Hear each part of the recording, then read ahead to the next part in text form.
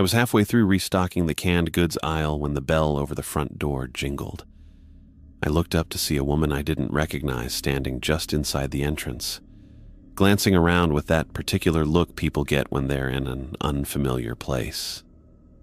She held a folded piece of paper in one hand and kept tucking her hair behind her ear with the other. The new elementary school teacher. I'd heard she arrived in town last week, but this was my first time seeing her in person. She wore a simple blue dress and practical shoes, sensible for someone who'd be on their feet all day with kids. Oscar caught my eye from behind the register and nodded toward her. "Jorge, can you help the lady out? I need to finish these invoices." I set down the can of beans I'd been holding and walked over to her. "Hi there. Can I help you find something?" She looked relieved. "Yes, please. I'm Annie Hansen, the new teacher at Millbrook Elementary.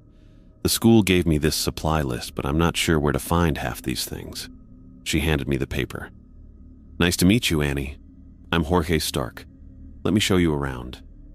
I led her through the store, grabbing items from her list: construction paper, markers, glue sticks, and other classroom supplies. She followed close behind, asking questions about the store layout. "How long have you worked here?" she asked as I reached up to grab a pack of colored pencils from a high shelf. "About 6 years now. My dad worked here when he was my age, too. Henderson's is kind of a family tradition." She smiled. "That's nice. I like towns with traditions." That was my opening. As we walked toward the checkout counter, I cleared my throat. "Speaking of traditions, there are some things about Millbrook you should probably know." "Oh?" She looked interested rather than annoyed, which was a good sign. "Yeah. We have these 5 rules everyone follows. They might sound strange, but they're important." I started ringing up her items while I explained. "Rule 1, never walk in the woods after dark, not even a few steps in." Annie nodded, taking this seriously. "Is it because of wild animals?" "Something like that," I said, not wanting to scare her with too much detail too soon. "Rule 2, if you see a white deer, don't move or make any noise until it leaves." "A white deer? Like an albino?" "Exactly. They're rare, but they show up around here more than you'd expect." She looked thoughtful. "That's odd. What's rule 3? If a stranger is too friendly, especially if they smile too much or wave too enthusiastically, avoid them completely." Annie raised her eyebrows. "That seems specific. Trust me, you'll know it when you see it." Rule 4, if you hear music when there shouldn't be any, go inside immediately and lock your doors and windows. She was watching my face carefully now, trying to figure out if I was joking. I wasn't. "And rule 5, I continued, if you hear someone calling your name from the woods or dark places, never answer, no matter who it sounds like." Annie was quiet for a moment. "These don't sound like ordinary safety precautions." "They're not," I admitted, "but they keep people safe here." What surprised me was what happened next. Instead of laughing or dismissing the rules like most newcomers did, Annie leaned forward. "Where do these rules come from? How long have they existed?" I paused while bagging her supplies. Most people just nodded politely or changed the subject. "They go back generations. My grandfather taught them to my father, who taught them to me." "Have you seen what happens when people break them?" I nodded slowly. "Yes." "All of them? Enough to know they're real." She didn't back away or laugh. Instead, she asked more questions. Thoughtful ones about the history of the town, whether the rules were the same in neighboring communities, if they changed over time. I found myself telling her more than I usually shared with newcomers. When I finished ringing up her purchases, I found myself saying, "If you need anything else for the classroom, I can deliver it to the school. Save you a trip." "That's really kind of you, Jorge. I might take you up on that." I carried her bags to the door. As she left, I watched through the window as she walked down the sidewalk. When she came to the corner where the sidewalk ran close to the edge of the woods, she deliberately crossed to the other side of the street, giving the tree line a wide berth, even though it was the middle of the day. "She seems nice," Oscar said, coming up behind me. "Yeah," I agreed, still watching Annie through the window. "Pretty too," Oscar added with a knowing smile. I ignored that comment. She actually listened about the rules. Most newcomers don't. "Let's hope she keeps listening," Oscar said, his tone turning serious. "Remember what happened to the last teacher?" I nodded. The previous elementary school teacher had lasted less than a month before breaking Rule 5. She'd left town the next day, pale and shaking, refusing to tell anyone what she'd heard or seen. "I should check on her in a few days," I said. "Make sure she's still taking the rules seriously." Good idea. As I went back to restocking shelves, I thought about Lance Boyd, the traveling salesman who'd stopped in town last summer. He'd laughed when I told him the rules, called us superstitious country folk, right to my face. 3 days later, they found him at the edge of the woods with spiral markings carved into his skin. The official report said animal attack, but everyone in town knew better. The phone's shrill ring cut through the quiet evening. I had just finished washing dinner dishes and was settling in with a book when the sound startled me. Late calls in Millbrook usually meant trouble. "Hello?" I answered, hearing nothing but shaky breathing on the other end for several seconds. "Jorge?" Annie's voice finally came through, trembling and thin. "Something's wrong. My reflection. It's gone." I gripped the receiver tighter. "What do you mean, gone?" I went to brush my teeth and there's nothing there. The mirror's working fine. I can see the shower behind me, the towel rack, everything, but I'm not there. I'm not in it. Her words tumbled out faster now. I thought maybe it was just that mirror, but I checked the one in my bedroom too. "I'm gone, Jorge." My stomach dropped. "Don't move. Stay away from windows. I'll be right there." I hung up and rushed to my father's room, knocking once before pushing the door open. Dad was still awake, reading in bed with his reading glasses perched on his nose. "It's Annie," I said. Her reflections disappeared. Dad's face changed instantly. He swung his legs off the bed and reached for his shoes. "Thin ground's testing her. Let's go." We took Dad's truck, driving faster than was strictly safe on Millbrook's quiet streets. Neither of us spoke. We both knew what this meant. Newcomers sometimes faced these tests, especially those who got close to families like ours who understood the town's true nature. Annie lived in a small rental house near the elementary school. All the lights were on when we pulled up, blazing from every window like a lighthouse. I reached her front door in 4 quick strides and knocked. "Annie, it's Jorge and my dad." The door opened just enough for her to peer out before she pulled it wider. Annie stood there in sweatpants and an oversized t-shirt, her face pale and drawn. She'd been crying. "Thank you for coming," she whispered, stepping back to let us in. "I know it sounds crazy, but it's not crazy," I assured her, following her inside. "Not in Millbrook." The living room was bright with every lamp turned on. All the curtains were drawn tight, and Annie had even placed a blanket over the window in the front door. She'd gathered pillows and blankets on the couch, creating a small fortress in the center of the room. "I've been sitting here since I called," she said, hugging herself. I didn't know what else to do. Dad moved to one of the covered windows and carefully peeled back the edge of the curtain, just enough to look out. His body went rigid. "Spencer?" I asked. He let the curtain fall back into place. "There's something out there. Shadows moving where they shouldn't be." Annie made a small, frightened sound. "What does it mean?" Dad turned to face us, his expression grave but calm. "It means the thin ground is testing you, Annie. Millbrook sits on what my father called a boundary place, where our world overlaps with something else.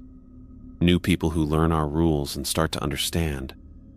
Sometimes they get noticed." "Noticed by what?" Annie asked. Better not to name it, Dad replied. But we'll stay with you tonight. By morning this should pass. I moved to Annie's side, placing a hand on her shoulder. We won't leave you alone. She nodded gratefully, some of the tension leaving her body. We settled in for a long night. Dad took the armchair near the front window, periodically checking outside. I sat beside Annie on the couch. None of us felt like sleeping. Want to check the mirror again? I asked after an hour had passed. Annie shook her head. Not yet. I'm scared of what I might not see. Around 2 a.m, we heard scratching at the back door. Not like an animal trying to get in. More deliberate, almost like fingernails dragging slowly across the wood. Dad and I exchanged looks. Annie pulled her knees to her chest. Don't open it, Dad said unnecessarily. Don't even acknowledge it. The scratching continued for nearly 20 minutes before stopping abruptly. At 4, the lights flickered 3 times but stayed on. Annie reached for my hand and held it tightly. Tell me something normal, she whispered. Something that has nothing to do with any of this. I thought for a moment. When I was 10, I decided the store needed a pet cat to catch mice. I found a stray kitten and hid it in the storage room for 3 days, before Oscar discovered it had shredded an entire case of paper towels. Annie's laugh was small but genuine. Did you get to keep it? No, but Mrs. Winters down the street took him in. Named him Shredder. We traded stories through the night, keeping our voices low. Dad remained vigilant, checking windows periodically and reporting that the shadows still moved in patterns that didn't match any light source. Finally, the first gray light of dawn filtered through the edges of the curtains. Dad stood and stretched. Sunrise, he said. Annie, would you like to check now? Annie hesitated, then nodded. I walked with her to the bathroom, waiting outside the door. Jorge, she called after a moment, her voice lifting with relief. I'm back. When she emerged, color had returned to her face. It's normal again. I can see myself. Dad was already in the kitchen when we returned. The shadows are gone too, he reported. You made it through, Annie. What happens now? She asked. Now we eat breakfast, Dad said practically. You got eggs? While Dad cooked, Annie sat at her small kitchen table, looking exhausted but relieved. I made coffee, moving around her kitchen with growing familiarity. I should tell you something, Annie said quietly as I set a mug in front of her. Last week, I almost broke Rule 2. I paused. The white deer? She nodded. I was supervising recess and saw one at the edge of the playground. I started walking toward it. I don't even know why. Then I remembered what you told me and stopped. It watched me for a minute, then disappeared back into the trees. You did the right thing, I said, feeling a wave of protectiveness. The rules matter, Annie. They keep people safe. I know that now, she said, wrapping her hands around the warm mug. I really know. Dad set plates of scrambled eggs in front of us. The Thompson family, Jorge's mother's side, they've been keeping these rules alive for generations. My father-in-law made sure I understood them when I married into the family. I want to learn more, Annie said, about the town, the rules, all of it. I'll teach you, I promised, everything I know. After breakfast, with sunlight now streaming through the windows, the night's events felt almost dreamlike. But the serious look in my father's eyes reminded me it had been very real. We helped Annie clean up, and I made sure she felt safe staying in the house alone. Call if anything else happens, I told her. Anything at all. I will, she said, looking steadier now. Thank you both for coming. Outside, as we walked toward Dad's truck, I spotted someone watching us from across the street. Roger Ford stood on the sidewalk, smiling broadly. When he saw me notice him, his smile widened even further. Too wide, too eager, and he waved with exaggerated enthusiasm. Rule 3 flashed in my mind. Avoid overly friendly strangers who smile or wave too much. I grabbed Dad's arm and steered him toward the truck. "Let's go, now." "What is it?" Dad asked, then followed my gaze. His expression hardened. "Get in the truck, Jorge." Ford kept waving, his smile fixed and unnatural as we pulled away from the curb. I got off the phone with Sheriff Barry, my hand still shaking a little. I had just finished telling her everything about Roger Ford, the way he smiled too wide, how he waved with that unnatural enthusiasm, and most importantly, how he perfectly fit the description of Rule 3. Avoid overly friendly strangers who smile or wave too much. "I know it sounds strange," I said before hanging up, "but in Millbrook, these things matter." Sheriff Barry had listened carefully, taking notes without judgment. She promised to look into Ford's background, though I could tell she was being professional rather than truly believing my concerns about the rules. 3 days later, my phone rang while I was restocking the fishing tackle display at Henderson's. "Jorge, Jade Barry here. You were right about Ford." I stepped away from the display, lowering my voice even though no customers were nearby. "Right how?" "His real name is William Brennan. He's wanted in 3 counties across Montana and Idaho for running confidence schemes on elderly residents. Apparently, he moves into small towns, gets friendly with vulnerable seniors, and then cleans out their bank accounts." A chill ran through me that had nothing to do with the store's air conditioning. "Has he hurt anyone here?" "Not yet. We picked him up this morning. Found fake IDs, credit card skimmers, and documentation on at least 4 of our older residents. You might have saved Mrs. Holloway from losing her life savings." After hanging up, I leaned against the counter, relief washing over me. The rules had protected us again. This time it wasn't anything supernatural, just a garden-variety criminal. But Rule 3 had still kept us safe.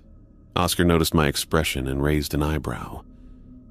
"That con artist, Ford, or Brennan actually, Sheriff Barry just arrested him." Oscar nodded, unsurprised. "The rules don't distinguish between human predators and the other kind. They just keep us safe." I spent the rest of my shift feeling validated. The other employees had noticed Ford's excessive friendliness too, but I was the one who took it seriously enough to call the sheriff. Maybe I really was growing into my role as a guardian of Millbrook's traditions. My satisfaction lasted exactly 4 hours and 26 minutes. I was helping a customer find canning supplies when my phone vibrated.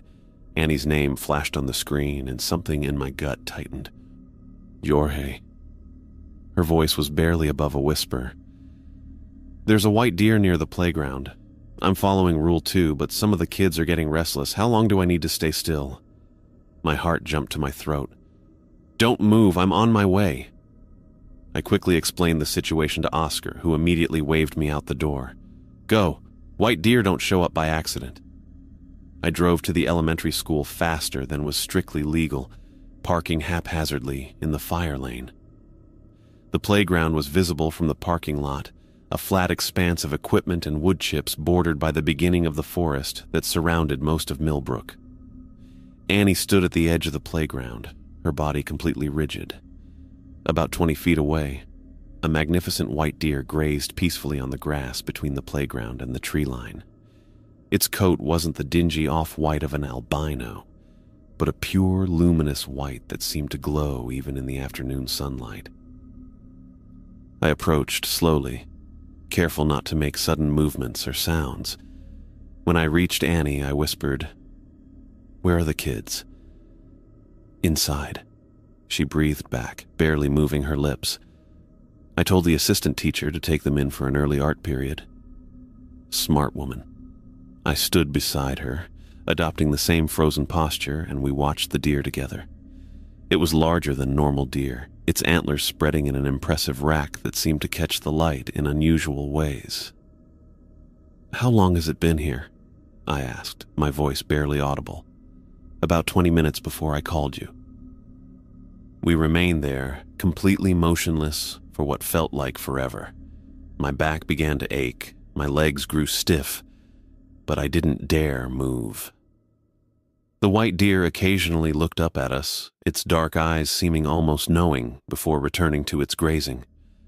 Nearly an hour passed before the deer finally lifted its head, gazed at us for one long moment, and then turned and walked unhurriedly into the forest, disappearing among the trees. Annie let out a long breath and sagged against me. My legs are killing me. I put an arm around her shoulders. You did exactly right. That's not a normal deer. I gathered that. She rubbed her calves. What would have happened if I'd moved?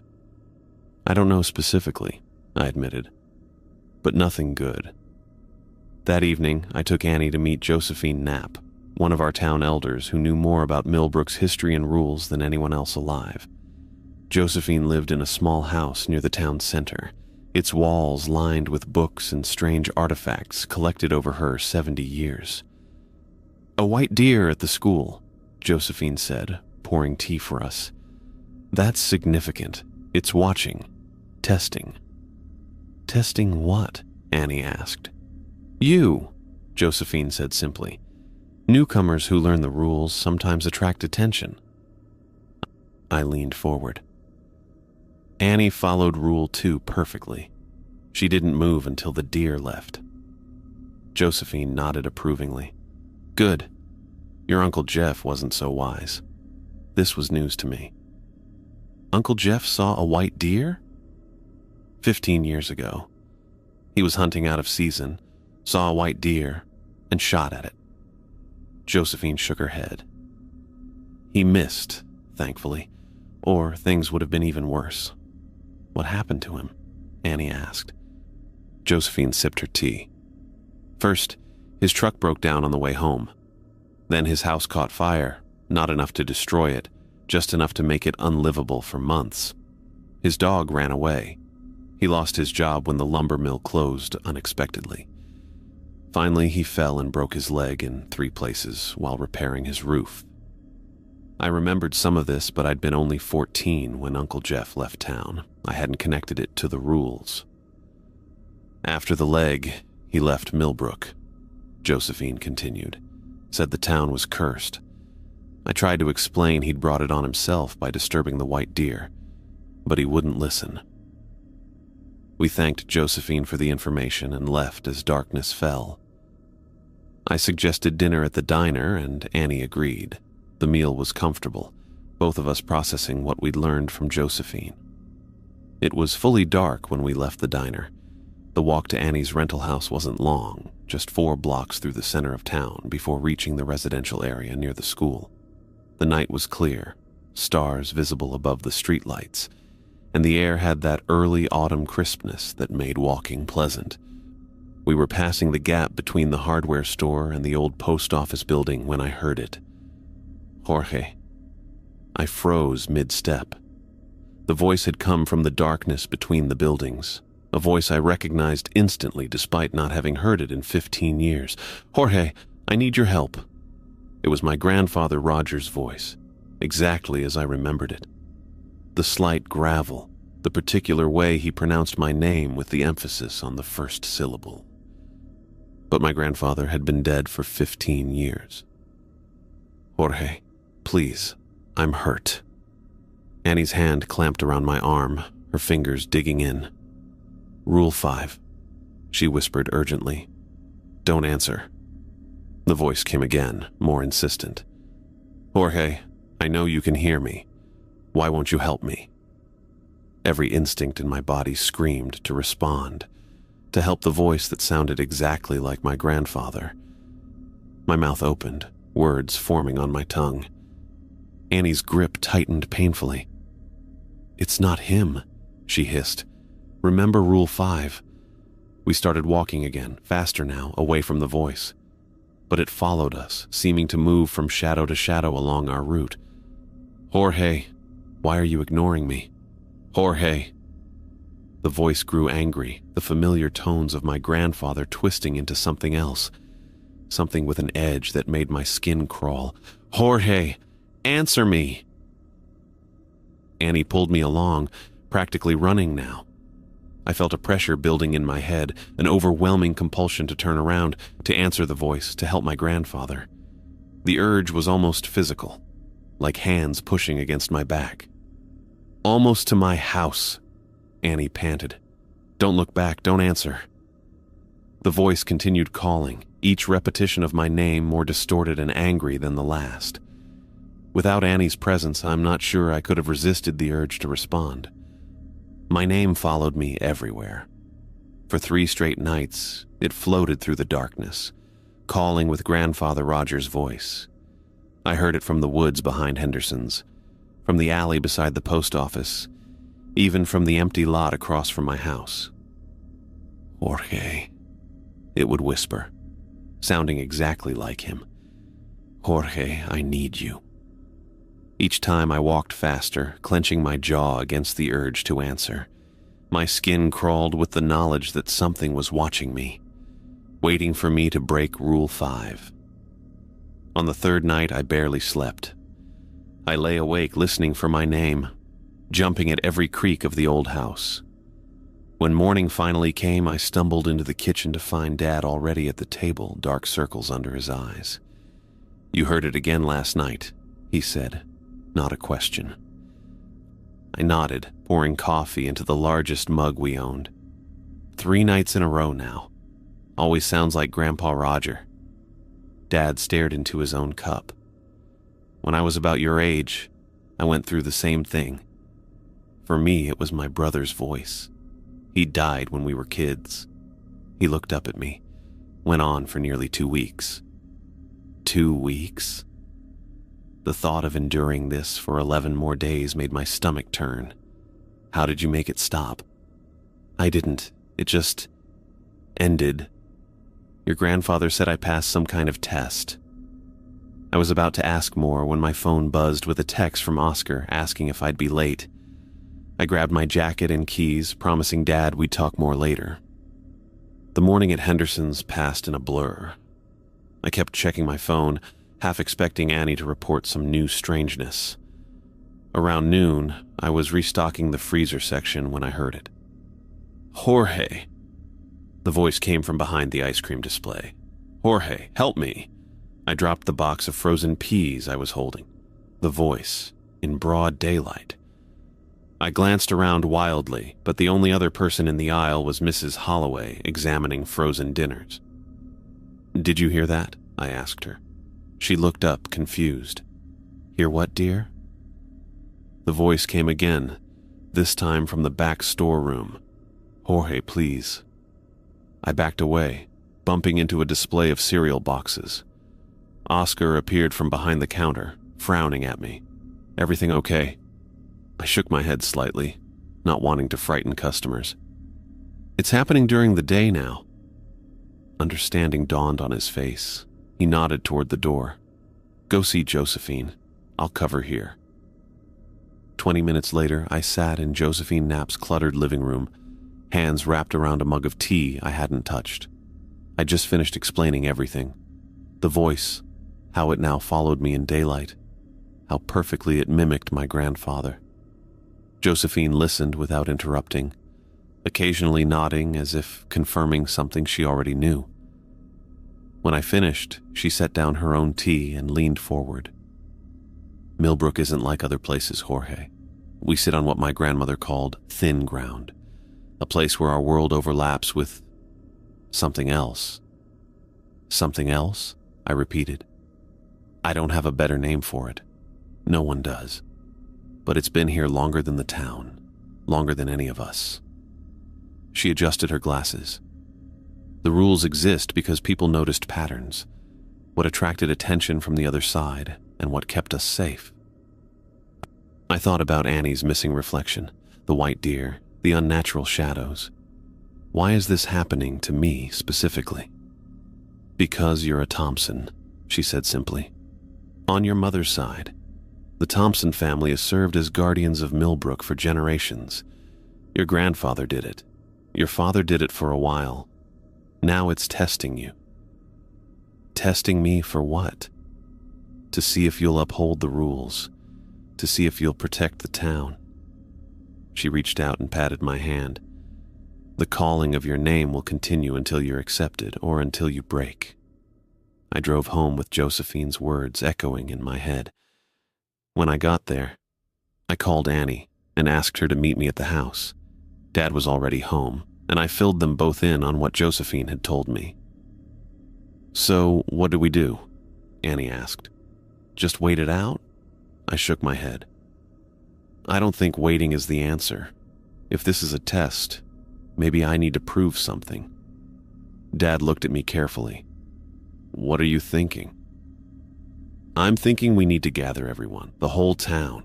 I stood up, suddenly certain.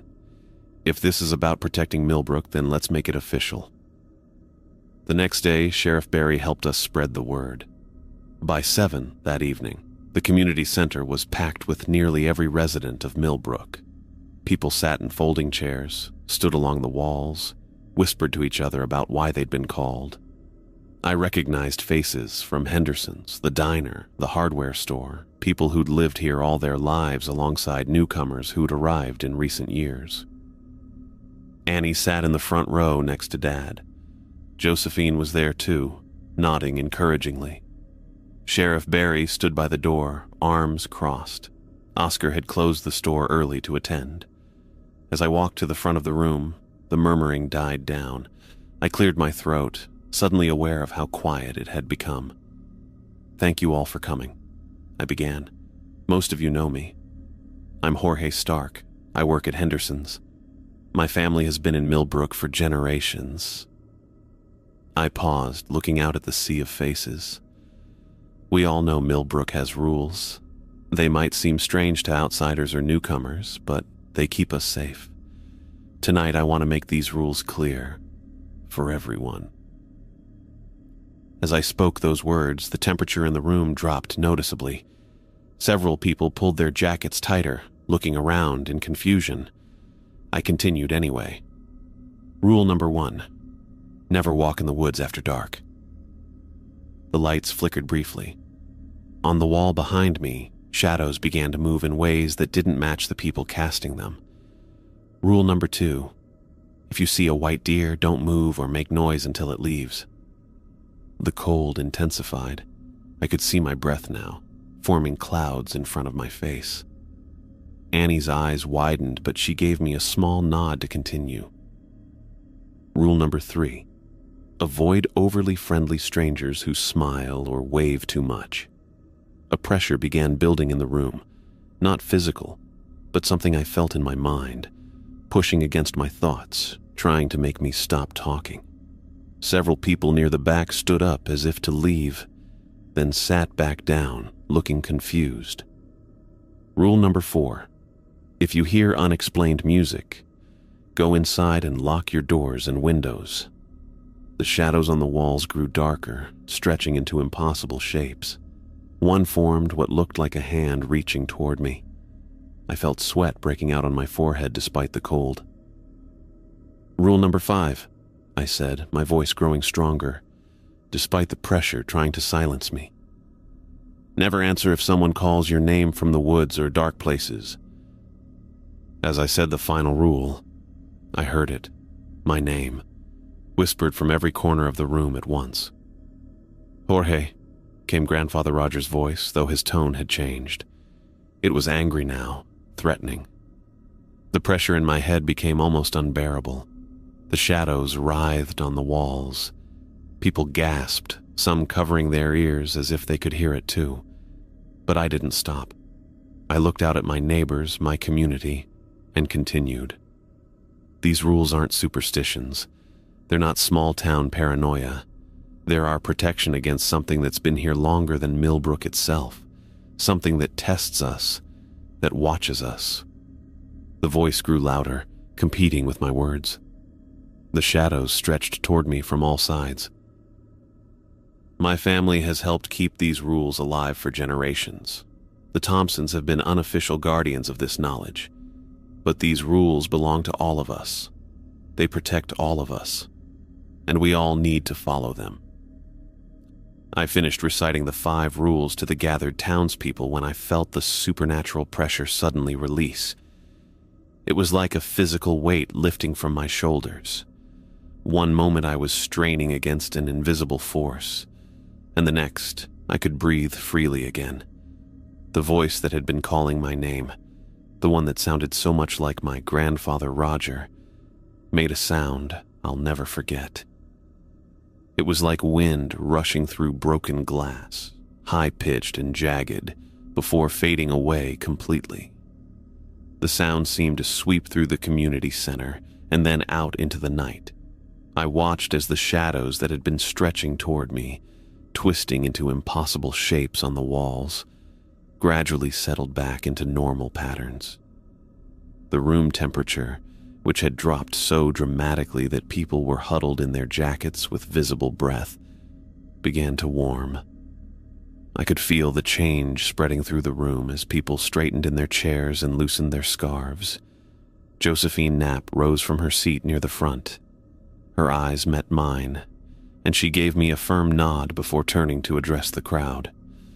"The test has passed," she announced, her voice carrying clearly through the now quiet room. "What you've witnessed tonight is proof of what the Thompson family has protected us from for generations." As people began to file out, several of the older residents approached me. Mrs. Holloway, who must have been in her 80s, took my hand between both of hers. "Your grandfather would be proud," she told me. "Thank you for continuing the Thompson tradition." Mr. Peterson, who owned the hardware store, clapped me on the shoulder. "Your mother's family has kept this town safe longer than any of us have been alive," he said. "Good to see you stepping up." I hadn't expected this reaction. I'd been so focused on getting through my speech, on fighting against whatever was trying to stop me, that I hadn't considered what would come after. The acknowledgement felt both strange and right. Dad waited until most people had left before approaching me. He didn't say anything, just pulled me into a brief, tight hug. When he stepped back, I could see moisture in his eyes. Annie was the last to approach. She'd stayed seated while others filed out, watching the interactions with a small smile. "That was something else," she said, standing to join me. "Are you okay?" "Yeah," I said, surprised to find it was true. Better than I've been in weeks, actually. We walked out of the community center together. Outside, the night air felt different. I paused at the bottom of the steps, looking toward the edge of town where the forest began. The woods had seemed menacing for as long as I could remember, especially at night. There was always a sense that something was watching, waiting. But now, the trees stood quiet and still, no longer projecting that feeling of malice toward the town. "The woods seem different," Annie said, following my gaze. "You feel it too?" I asked. "Less angry," she said, searching for the right word. "Like whatever was there has backed off." Dad drove us home, and for the first time in weeks, I went to bed without dreading what I might hear in the darkness. No whispers came from the corners of my room. No voice called my name from outside my window. I slept deeply and dreamlessly until morning light filtered through my curtains. When I made my way to the kitchen, Dad was already gone. He'd left a note saying he'd headed out early to help the Wilsons with a plumbing issue. I made a quick breakfast and headed to Henderson's, arriving earlier than usual. I was surprised to find Oscar already there, along with several other townspeople who normally wouldn't show up until later in the day. Oscar was brewing a pot of coffee behind the counter, while Mrs. Peterson and the Franklin brothers sat at the small table we kept near the window. "Morning," I said, hanging my jacket on the hook by the door. "There he is," Oscar said, looking up with a grin. "Sleep well?" "Actually, yeah. Better than I have in a while." "Same here," Mrs. Peterson said. "First night in weeks I didn't wake up to strange noises outside my window." The Franklin brothers nodded in agreement. "Whole town slept better last night," Oscar said, pouring coffee into mugs. "Sheriff Barry called this morning, said the night shift was the quietest it's been all year. Not a single call about strange sounds or shadows." As I helped Oscar open the store, more people dropped by, all with similar stories. They'd slept peacefully.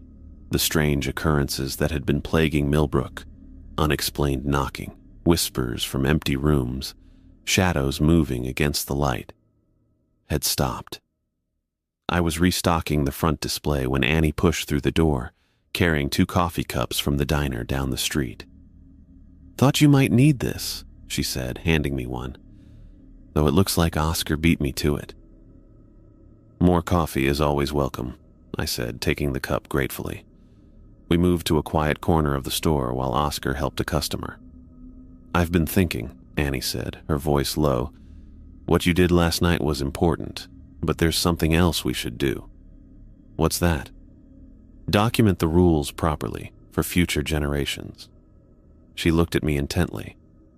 "Your grandfather passed them to your father, who passed them to you, but what if we created a formal record? Something that explains not just the rules, but why they matter, what happens when they're broken. Real examples like your Uncle Jeff and the white deer." I considered her suggestion. The Thompson family had always passed the rules down orally, from one generation to the next, but Annie was right. A written record would ensure nothing was lost or forgotten. "That's a good idea," I said. "We could talk to Josephine, see if she knows more about the history, and there might be other families in town with stories we don't know about." Annie smiled, clearly pleased I'd agreed with her suggestion. "I think it's important," she said. "These rules have protected Millbrook for generations. They should be preserved." I nodded, feeling the weight of my family's legacy settle more comfortably on my shoulders. I'd truly inherited the role of guardian, not just of the rules themselves, but of the town's safety. And for the first time, that responsibility didn't feel like a burden. It felt right. I spent the next several months working with Annie and Josephine to document Millbrook's 5 rules. What started as a simple project grew into something much more meaningful than I'd expected. We established a routine: Tuesday and Thursday evenings at Josephine's house, surrounded by her collection of local artifacts and historical records, and Saturday mornings interviewing town elders. Annie brought a teachers' organization to our efforts. She created files for each rule, subcategorized by decades, with cross-references to specific incidents. Her kitchen table disappeared under stacks of notes and recordings. I'd never seen someone take to Millbrook's peculiarities with such dedication. "These stories need to be preserved properly," she told me one evening as we walked back from interviewing Mrs. Holloway, who'd shared a harrowing account of music playing from empty fields in 1972, not just for newcomers, but for the children born here who might take the rules for granted. The oldest residents opened up to us in ways that surprised me. Mr. Finch, at 93, the oldest person in town, invited us into his living room filled with black and white photos dating back to when Millbrook was just a cluster of buildings around a sawmill. "My grandmother saw the white deer 7 times in her life," he told us, voice cracking with age but eyes sharp with memory. "Said it was always before something big happened. Last time was 3 days before the mill fire of 1938. Each interview revealed patterns I'd never noticed growing up. The supernatural tests came in cycles, intensifying every few decades before subsiding again. The most recent uptick had started around the time I took over at Henderson's, culminating in my public recitation of the rules. Josephine's contribution proved most surprising. On a cool autumn day, she led us to a series of caves in the hillside beyond the North Woods, accessible only by a narrow trail that wound between ancient oak trees. "The Thompson family weren't the first guardians," she explained as we followed her surprisingly spry pace up the path. "They were simply the ones who understood the importance of maintaining the knowledge." Inside the main cave, she shined her flashlight on a series of markings etched into the stone wall. The symbols looked nothing like English, yet contained distinct patterns that repeated in 5 separate groupings. "These date back at least 500 years, Josephine said, "made by people who lived here long before Millbrook existed." Annie traced the symbols with her fingertips. "And they match our 5 rules?" "Almost exactly," Josephine confirmed. "The first grouping warns of darkness beyond the trees. The second speaks of white messengers that must be honored. The third describes false friends with empty smiles. The fourth mentions songs that shouldn't be heard. And the fifth... She paused, her flashlight illuminating the final set of symbols. The fifth warns never to answer when the voices call your name. I took photos of the markings to include in our documentation, feeling a chill that had nothing to do with the cave's temperature. Whatever watched over Millbrook had been here long before any of us. The most personal discovery came when Dad brought down a box of Grandpa Roger's belongings from our attic. Inside, wrapped in faded cloth, we found 5 leather-bound journals spanning from 1962 until his death. I never knew he kept these, Dad said, handling them carefully. He was always private about his role as guardian. The journals detailed every supernatural occurrence Grandpa Roger had witnessed or been told about. White deer sightings, mysterious music, voices calling from the woods, shadows that moved against the light, all documented with dates, times, and outcomes. He'd also recorded the names of those who broke the rules and what happened to them afterward. Most fascinating were his entries about my Uncle Jeff.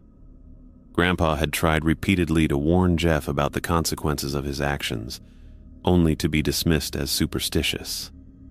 The entry from the day after Jeff shot at the white deer was particularly heartbreaking. My son has challenged what should not be challenged. I fear for what comes next. Annie and I grew closer through our work. The shared purpose brought us together in a way ordinary dating never could have. We spent evenings reading Grandpa's journals aloud to each other or comparing notes from our interviews. Sometimes we'd stay up talking until dawn about what it all meant, the thin ground, the ancient presence, our place in it all. One rainy Sunday in April, as we sorted through photos of the cave markings at her kitchen table, Annie looked up at me. "I've been thinking," she said, tucking her hair behind her ear the way she had that first day in Henderson's. "My lease is up next month, and we're spending almost every night together anyway." I felt a smile spread across my face. "Are you asking to move in with me?" "Only if you're asking me to," she replied with a matching smile. 2 weeks later, we moved her things into my house. Dad helped carry boxes, commenting only once that my mother would have liked Annie. Coming from him, it was the highest compliment possible. We settled into a comfortable routine. Mornings at Henderson's for me, school days for Annie, evenings spent completing our documentation project. The supernatural incidents around town had quieted since my public recitation of the rules, but we knew from Grandpa's journals that such periods of calm were temporary. "The town needs to be ready when the testing returns," I explained to Oscar one morning while restocking the bread aisle.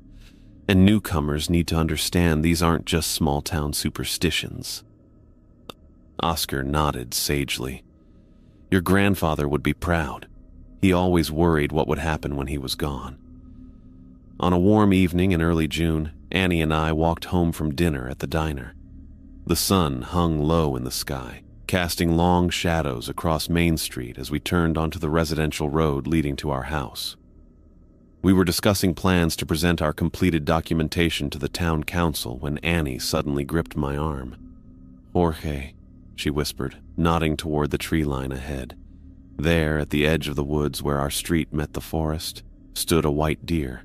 Larger than a normal deer, its coat gleamed with an inner light that seemed to pulse gently in the fading daylight. Its antlers branched impressively above its head, more points than I'd ever seen. Remembering Rule 2, we both froze in place. I could feel Annie's hand tightening on my arm as the deer regarded us with unnaturally intelligent eyes. For several minutes, we stood motionless as the deer watched us. Then, to my astonishment, it began walking toward us. In all the stories I'd heard, in all of Grandpa's journals, the white deer had never approached humans directly. The deer stopped just a few feet away, its eyes, dark and knowing, fixed on mine. Then it lowered its head and stepped forward again, stretching its nose toward my hand. I remained perfectly still as the deer's soft muzzle touched my skin, its warm breath ghosting across my fingers. The contact lasted only seconds before the deer pulled back, gave what almost looked like a nod, and turned unhurriedly back toward the woods. We watched in silence as it disappeared among the trees, its white coat visible through gaps in the foliage until it vanished completely. "What just happened?" Annie whispered, still not moving. "I don't know," I admitted, "but I think we need to tell Josephine." The next day, we recounted the experience to Josephine in her living room. She listened intently, her eyes widening when I described the deer touching my hand. "In all the records I've studied, in all the stories passed down through generations," she said slowly, "there's never been an account of the white deer making physical contact with a person. It's always observed from a distance, testing but never touching." "What does it mean?" Annie asked. Josephine looked at me with something like reverence. "It means acceptance. The guardian of the thin ground has acknowledged Jorge as Millbrook's protector." Word spread quickly through town. People stopped me on the street to ask about the white deer, some offering congratulations as if I'd achieved something remarkable. Mrs. Holloway brought a homemade pie to Henderson's. Sheriff Barry nodded respectfully when our paths crossed outside the post office. Even Dad seemed to stand a little straighter, as though a weight had been lifted from his shoulders. The town council accepted our documentation project with unanimous approval. They allocated funds to print copies for the library, school, and town hall, ensuring the knowledge would be preserved and accessible. Mayor Wilson formally recognized Annie and me as the keepers of Millbrook's traditions, a title that had never officially existed but everyone understood. On the first day, the printed copies were available. I hung a framed version of the 5 rules on the wall near Henderson's entrance, where newcomers would see them immediately upon entering. Oscar helped me position it just right, stepping back to admire our work. "Perfect spot," he said. "Your grandfather used to stand right there and recite them to every new face that walked in." I ran my fingers along the frame, feeling a connection to Grandpa Roger and all the Thompsons before him who had protected Millbrook. For the first time, I felt completely at peace with my role as guardian. The responsibility that had once seemed so burdensome now felt right, like a coat that finally fit properly. That evening, Annie and I sat on our front porch watching fireflies appear in the gathering dusk. The woods at the edge of town stood quiet and still, neither threatening nor inviting, simply present as they had been for centuries before Millbrook existed. "Do you ever wonder what it is?" Annie asked, her head resting on my shoulder. "What lives in the thin ground?" "Sometimes," I admitted. "But Grandpa wrote that understanding it isn't as important as respecting it." Annie nodded thoughtfully. "I like being part of this, part of the tradition." I squeezed her hand, thinking of all the Thompsons who had carried this responsibility before me, and now of Annie sharing it with me. The legacy of protection continued, strengthened by our documentation and the town's renewed awareness of the rules.